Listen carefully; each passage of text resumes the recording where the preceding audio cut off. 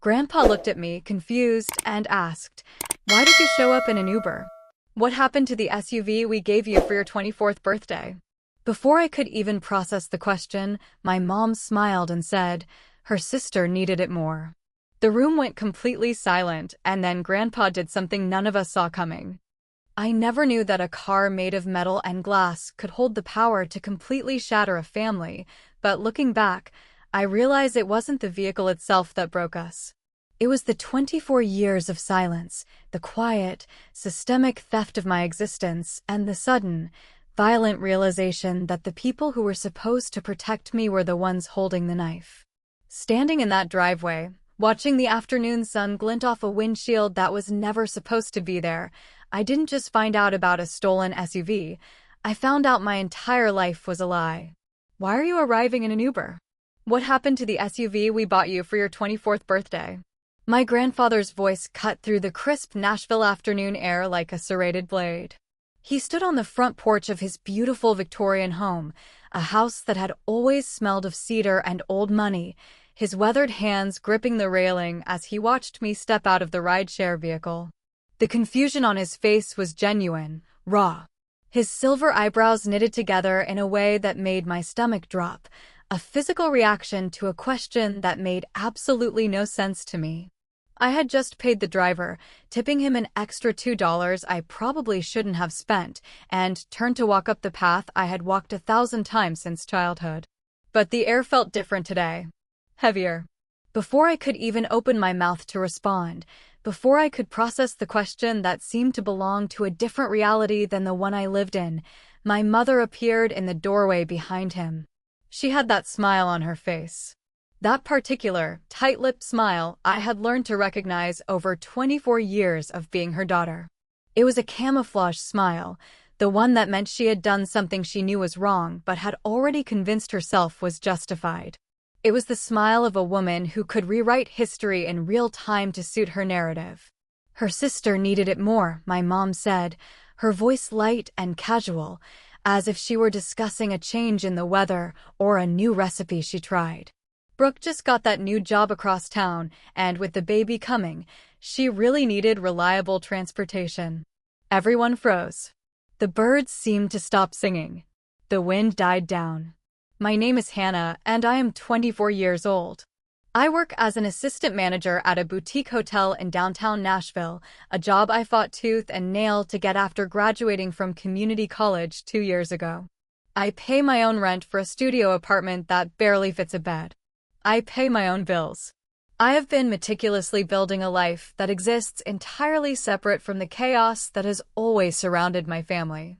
I eat ramen more nights than I care to admit, and I walk or take the bus, because a car payment is a luxury I cannot afford. But standing there in my grandfather's driveway, watching his face transform from confusion to something much darker, I realized that no matter how far I ran, some things would always catch up to me. "What SUV?" I finally managed to say, my voice barely above a whisper. The question hung in the air between us like thick, choking smoke. My mother's smile faltered for just a moment before she recovered, that practiced composure sliding back into place like a steel shutter. "The one Grandpa gave you for your birthday, sweetheart. The black Chevrolet Equinox. Don't tell me you forgot already." I had not forgotten. You cannot forget something you never knew existed. My 24th birthday had been 3 months ago. I remembered it vividly because it was just like every other birthday since I was a teenager. I had spent it working a double shift at the hotel because we were short-staffed due to a flu outbreak. I had handled 3 difficult check-ins, fixed a plumbing issue in room 304, and then gone home to my tiny studio apartment to eat leftover Chinese food while watching old episodes of cooking shows, pretending I wasn't lonely. My mother had called briefly, a conversation lasting exactly 4 minutes, to wish me a happy birthday before pivoting to mention that Brooke needed her to babysit and she had to go. No mention of a gift. No mention of an SUV. Nothing. "I never received any SUV," I said, my voice growing steadier as the reality of what was happening began to crystallize in my mind. The pieces of my life, the struggle, the constant feeling of being less than, The way resources always seemed to evaporate before they reached me were starting to form a terrifying picture. Nobody told me anything about a car. My grandfather's hand tightened on the porch railing until his knuckles turned white. He was 78 years old, a man who had slowed down in recent years, but in that moment, he looked like the man who could still command an army. Before he retired, he had built a successful construction company from the ground up, dealing with contractors, unions, and city planners. He knew when he was being lied to. "Patricia," he said, and the single word made my mother visibly flinch. It wasn't a question, it was a summons. "You told me Hannah had the car. You told me she loved it and that she drove it to work every day. You said she cried when she saw it." My mother's composure cracked further, revealing the panic beneath. She smoothed her blouse nervously. "Well, I mean, the situation changed. Brooke really needed it. And Hannah has been doing fine with the bus and ride shares. She's young. She's resilient. She can handle it. Brooke has a baby to think about, and her husband just lost his job at the factory, and you know how expensive everything is these days." I stood frozen in that driveway, watching my grandfather's face cycle through emotions I had rarely seen him display. Confusion gave way to understanding, and understanding gave way to something that looked dangerously close to cold, hard rage. "You gave away a car that I purchased with my own money," he said slowly, each word deliberate, heavy as a brick. "A car that I put in Hannah's name. A car that was intended to reward Hannah for her hard work. We share things in this family," my mother said, her voice taking on that wheedling tone she always used when she wanted something, a tone that usually worked on my father but was failing miserably here. "Hannah understands that.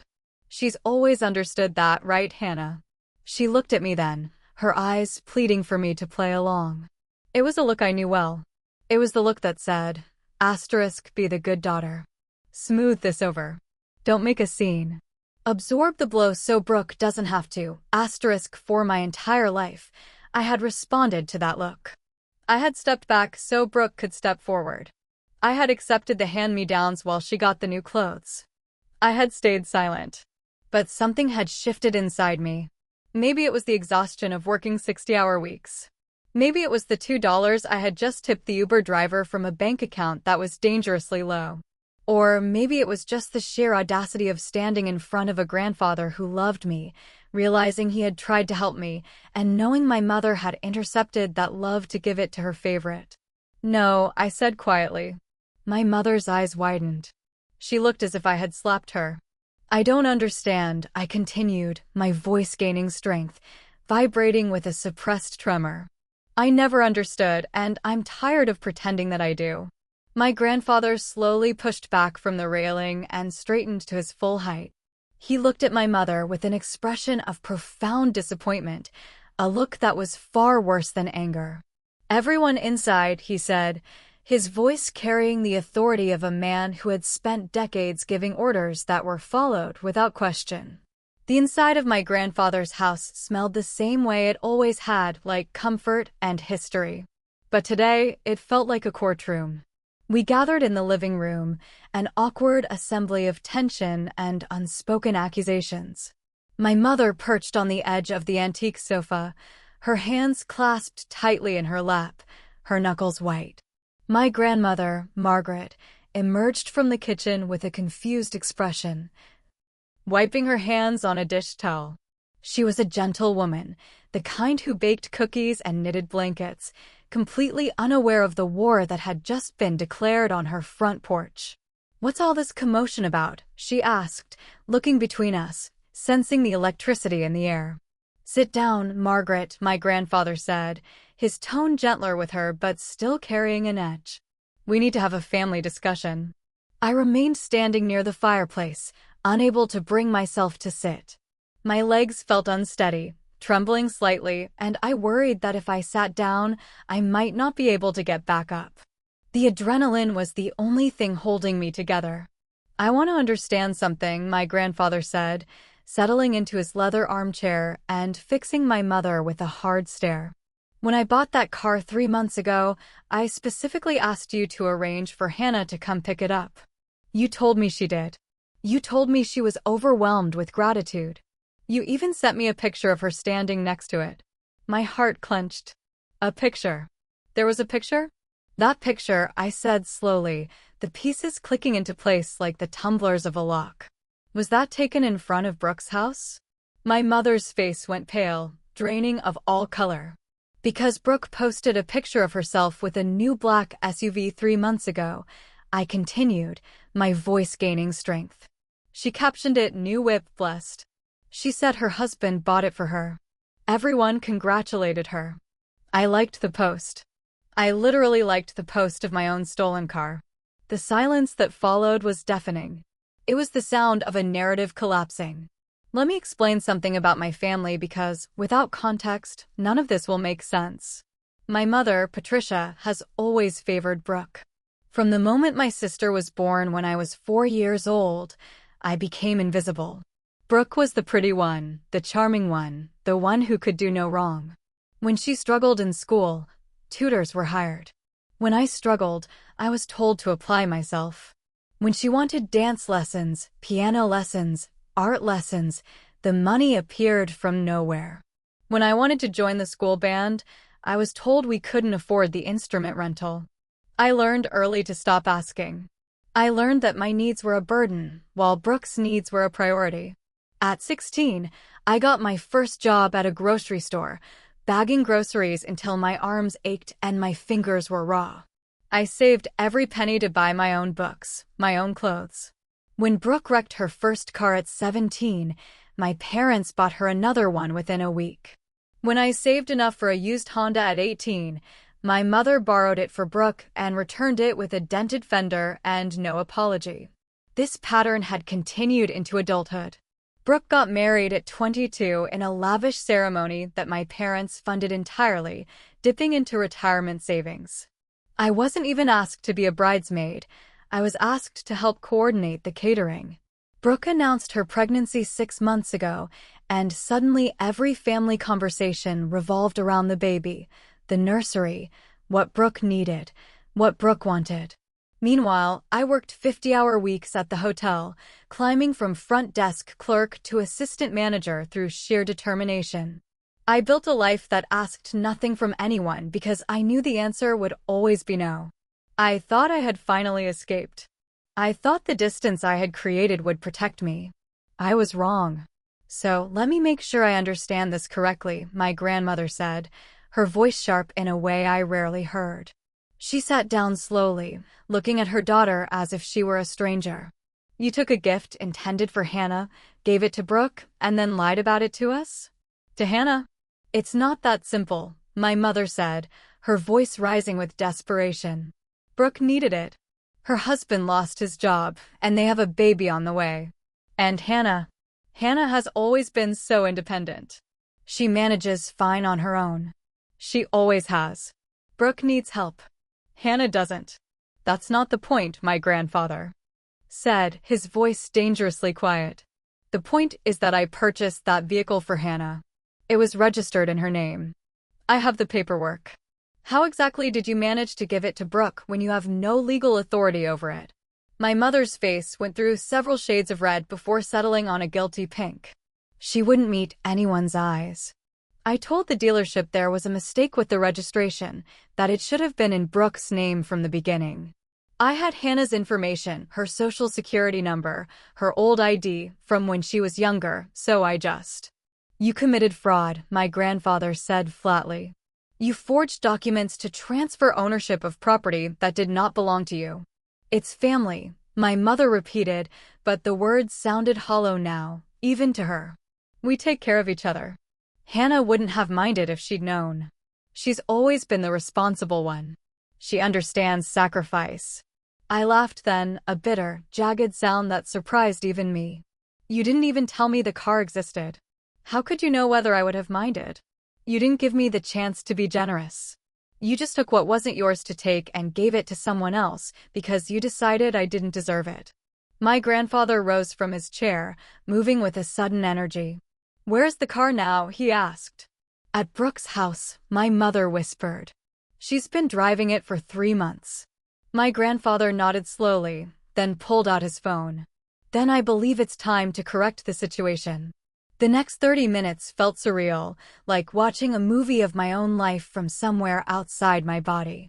My grandfather made phone calls with a calm efficiency that spoke to decades of business experience. He spoke to his personal lawyer. He spoke to the police department's non-emergency line to document the fraud. He spoke to someone at a towing company who apparently owed him a favor from years back. My mother tried to interrupt several times, begging, pleading, crying. "Dad, please, you can't do this. Brooke is pregnant." The stress. Each attempt was met with a raised hand and a look that could have frozen water. "You should have thought about the stress when you decided to steal from your daughter," he said simply. My grandmother sat beside me on the sofa, her hand finding mine and squeezing gently. Her skin was soft, paper-thin, but her grip was surprisingly strong. "I always wondered," she said quietly, her voice pitched low enough that only I could hear. "There were so many times when things didn't add up. Birthday presents that were never mentioned. Christmas checks that never got cashed by you. Your grandfather would ask about something he'd sent you, and Patricia would always have an explanation. 'Hannah's so busy,' she'd say. 'Hannah's forgotten to write a thank you note.'" I felt tears pricking at my eyes, hot and stinging, but I refused to let them fall. "How long?" I asked. "How long has this been happening?" My grandmother's face crumpled with guilt. "I don't know for certain. Years, probably. I should have asked more questions. I should have called you directly. But Patricia always had reasons. And I wanted to believe her. A mother doesn't want to believe her daughter is capable of this." The admission hurt more than I expected.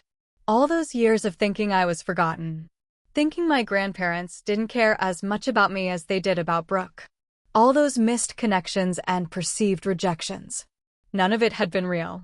It had all been carefully orchestrated by my mother to ensure that Brooke remained the center of everyone's universe, fueled by resources that were meant for me. "The car will be here within the hour," my grandfather announced, ending his final call. "I've also contacted the authorities about the fraudulent transfer, but they've advised me that since I'm willing to resolve this within the family and no financial harm was done to the dealership, we can handle it privately if we choose. For now." "Thank you," I said, the words feeling inadequate. For the magnitude of what he was doing. "Thank you for believing me." My grandfather crossed the room and placed his hands on my shoulders, looking at me with an intensity that made me feel truly seen for the first time in years. I should have been paying closer attention. I should have verified things myself instead of trusting intermediaries. "That's my failure, Hannah, and I'm sorry for it." "It's not your fault," I said, glancing at my mother, who had shrunk into the corner of the sofa like she was trying to disappear into the upholstery. "You trusted family. That's not supposed to be a mistake." "No," he agreed. "It's not. But apparently, in this family, trust has been weaponized." My mother finally found her voice again. "This is going to destroy everything. Brooke is going to be furious. She's going to think I betrayed her. She's going to blame me for this." "You did betray her," my grandfather said calmly. "You set her up to believe she was entitled to things that weren't hers. You enabled behavior that she now thinks is normal. If she's upset, that's a consequence of the situation you created, not of us correcting it." I walked to the window and watched the street. About 40 minutes later, a flatbed tow truck turned onto the quiet street, a gleaming black SUV strapped to its back. It was beautiful. It was sleek, modern, and looked like freedom. It represented so much more than just transportation. It represented the truth finally coming to light. And right behind the tow truck, screeching around the corner, came a silver sedan I recognized immediately as my brother-in-law's car. "She's here," I said. My mother jumped up and ran to the window. "Oh God. Oh God." The sedan slammed to a halt behind the tow truck, and the driver's door flew open.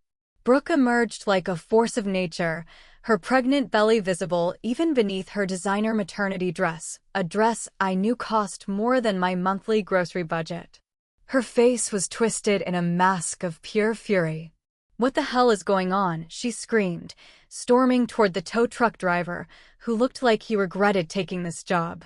Why are you taking my car? My grandfather opened the front door and stepped onto the porch, his posture commanding. I stepped out behind him, followed by my grandmother and a trembling mother. This car, my grandfather said, his voice projecting across the lawn, has never been yours. It was purchased for Hannah. Your mother gave it to you without authorization, and now it's being returned to its rightful owner. Brooke's head snapped toward us. Her eyes found our mother. Mom, what is he talking about? You told me Grandma and Grandpa wanted me to have it. You said Hannah didn't need a car because she lives near her work and takes the bus. You said it made more sense for me to have it because of the baby. Your mother lied, my grandfather said simply, as she has apparently been lying for years. My mother appeared in the doorway, pale and panicked. Brooke, honey, let me explain. Explain what? Brooke shrieked, her voice cracking. That you're letting them take my car after everything you promised? You said this was mine. You posted it on Facebook. I looked like an idiot. I was trying to help you, my mother cried. You needed it so much more than Hannah did. I stepped forward then, placing myself where my sister could see me clearly. Did it ever occur to you to ask me? I asked, my voice steady. To tell me about the car and see if I would be willing to share it or let you use it. Did it ever occur to anyone in this family that I might have my own needs, my own struggles, my own life that matters? Brooke's eyes fixed on me with pure venom. Oh, please, Hannah. You've always been so self-righteous. Little Miss Perfect who never needs anything from anyone.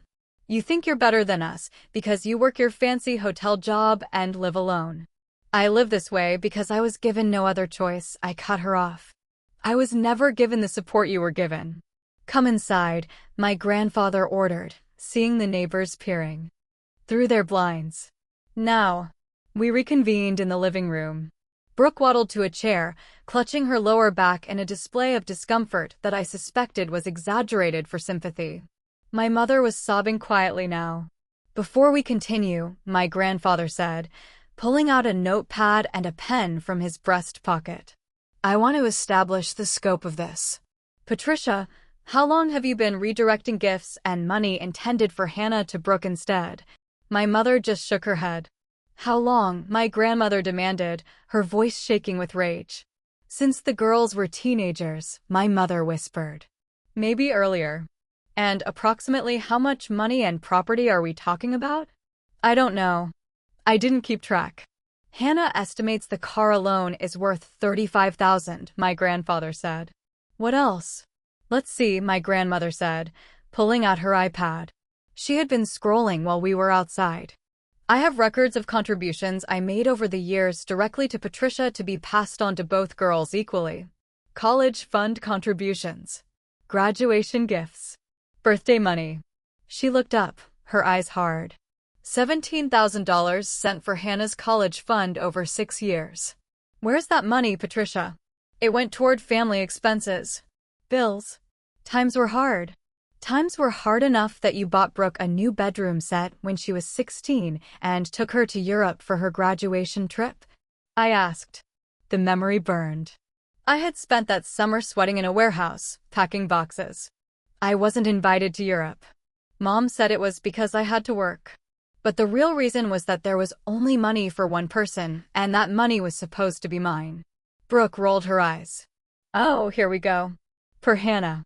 Always the victim. Actually, my grandmother interjected, Hannah's godparents contributed quite nicely to her education fund. The same fund that apparently got spent on family expenses while Brooke was touring Paris. The room went silent. The sheer scale of it was suffocating. I want to understand something, I said, looking at my mother. Mom, why? What did I ever do to make you treat me this way? Was it something about me specifically? Or would you have done this to whichever daughter was born first? My mother looked up, her face a mess of tears and mascara. I loved you both equally. I just recognized that Brooke needed more support. You were always so capable, Hannah. So strong. Brooke struggled more. She needed extra help to keep up.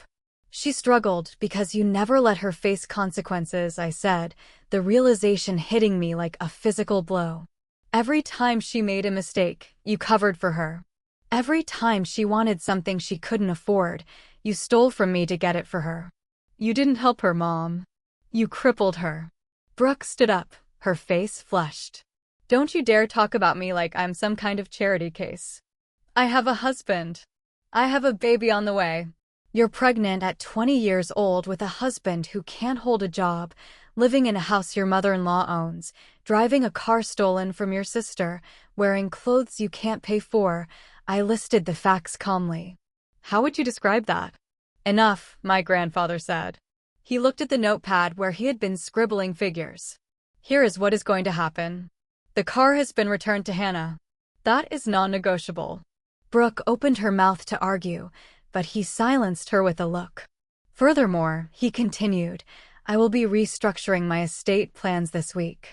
The changes I make will reflect the reality of the situation. The money that was stolen from Hannah, and yes, Patricia, it was stolen, will be deducted from any inheritance intended for your side of the family and redirected to Hannah immediately. My mother gasped. You can't do that. That's disinheriting us. I'm not disinheriting anyone. I'm balancing the ledger.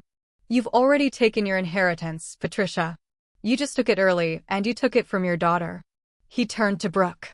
And you, young lady, you've been set up to fail. But you're an adult now, and you're about to be a mother. If you want help, you will ask for it honestly. You will not accept things that don't belong to you. And if I find out you are accepting money from your mother that she doesn't have, I will cut ties completely. Brooke burst into tears, turning to me. I'm your sister. How can you let him do this to me? I need that car for the baby. I'll be the best aunt I can be, I said, my voice wavering but holding firm. I'll buy diapers. I'll babysit. But I will not set myself on fire to keep you warm anymore. I won't let you or Mom steal my future to fund your present. The meeting ended shortly after that. There was nothing left to say. My mother and Brooke left in the silver sedan, arguing loudly before they even closed the car doors. I stayed behind with my grandparents. I'm sorry, my grandfather said again, pouring 2 glasses of scotch and a glass of water for me. We should have known. You know now, I said. That's what matters. The weeks that followed were a blur of activity and emotional turbulence.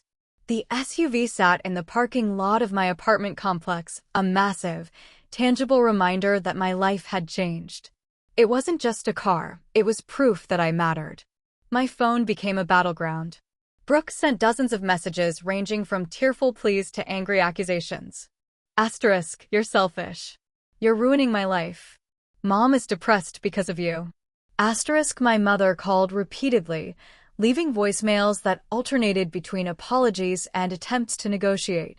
Asterisk, if you just give the car back, Grandpa will calm down. Asterisk, I didn't respond. I blocked them for a while, needing the silence to heal. My father, who had been notably absent during the confrontation, finally reached out on the 4th day. Your mother is beside herself, he said when I answered. His voice was tired, the voice of a man who had spent a lifetime avoiding conflict by letting his wife do whatever she wanted. Then maybe she should think about why, I replied. Hannah, this is tearing the family apart. Brooke isn't sleeping. Can't you find it in your heart to let this go? It's just a car.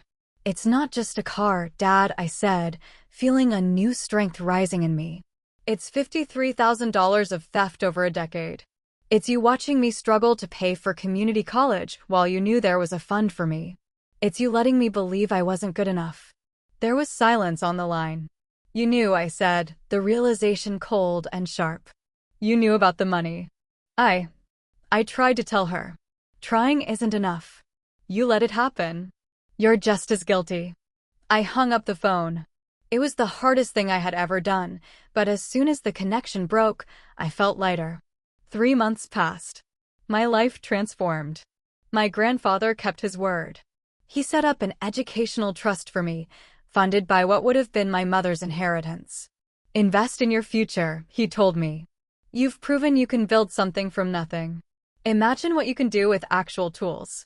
I enrolled in an online bachelor's program for hospitality management.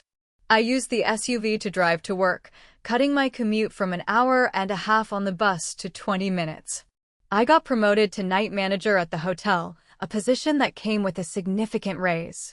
But the biggest change wasn't financial. It was internal. For the first time, I walked with my head up. I didn't feel like the poor relation, the afterthought.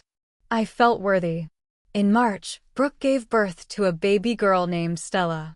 I found out via Instagram. I debated reaching out, but I held my boundary. I sent a gift, a handmade blanket and a generous gift card for baby supplies, with a note that said, "Welcome to the world, Stella. Love, Aunt Hannah." I didn't expect a reply, but a week later, I got a text from Brooke. Thank you for the blanket. It's beautiful. Stella loves it. It was stiff, awkward, but it was honest. In May, Brooke asked to meet for coffee. Just us. No mom. I arrived at the cafe. Nervous, clutching my keys to my car like a talisman. Brooke looked exhausted. Motherhood had stripped away some of her vanity. She had dark circles under her eyes and formula stains on her shirt. She looked real. "I'm sorry," she said, before she even sat down. I blinked, surprised. For what? For everything. For the car. For the Europe trip. For letting Mom convince me that I deserved your life. She took a deep breath, tears welling in her eyes. Since having Stella, I look at her and I think, what if I had 2 daughters? What if I treated one of them the way Mom treated you? It makes me sick. I reached across the table and took her hand. "Thank you for saying that." "I'm in therapy," she admitted. "Grandpa is paying for it. He said it was a condition of him helping us with rent for a few months. It's hard. Realizing that your whole self-image is built on taking from someone else." "We can fix it," I said. "It'll take time. But we can fix it." My mother is a different story. She is trying in her own broken way. She attends family gatherings, but she is quieter now. The power dynamic has shifted permanently. She knows that I know, and she knows that I am no longer under her control. She lost the respect of her parents, and she nearly lost her daughters. She lives with that shame daily. As for me, I graduated last week with my bachelor's degree. My grandparents were in the front row, cheering louder than anyone. Even my dad was there, looking sheepish but proud. Brooke brought Stella, who is the most beautiful baby I've ever seen. After the ceremony, I walked out to the parking lot. I unlocked my black SUV, threw my cap and gown in the back seat, and sat in the driver's seat for a moment of silence. I ran my hands over the steering wheel. This car didn't just get me from point A to point B. It got me from a life of gaslighting and theft to a life of truth and ownership. I started the engine, the rumble satisfying and deep beneath me. I put the car in drive and pulled out onto the road, merging into traffic, moving forward, always forward, leaving the rearview mirror for glancing back, but never for turning around. I had spent my whole life being the one who lost everything to her sister. Now, finally, I was the one who had won. And the prize wasn't the car. The prize was me.